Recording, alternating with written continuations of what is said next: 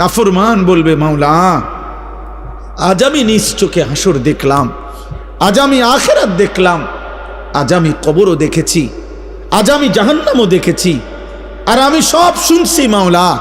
আপনার জবান শুনলাম, ফেরেশতার আওয়াজ শুনলাম, জাহান্নামের গর্জন শুনলাম, সব দেখছিও শুনছিও।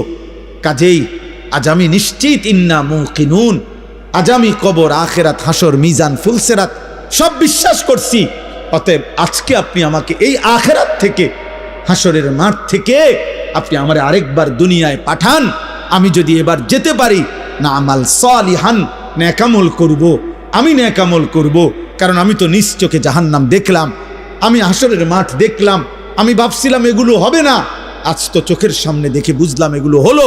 অতএব আমি এখন দুনিয়ায় যেতে চাই, আমি আমল করতে চাই, আমি আপনার আনুগত্য করতে চাই।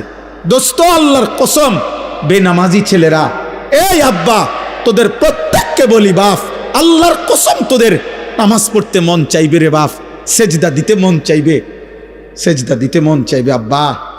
হাসরের ময়দানে হলেও সেদিন মন চাইবে খুব, যে আল্লাহ আপনি একটু সুযোগ দেন না রে মাওলা, একটা সেজদা দেই আপনারে, একটা রুকু করি মাওলা। আমার সিরিয়াল আইতে তো হয়তো দেরি আছে মাওলা, আমারে তো বিচারের জন্য হয়তো সিরিয়ালে আরো পরে ডাকবে, এই ফাঁকে আমি আপনারে একটা সেজদা দেই।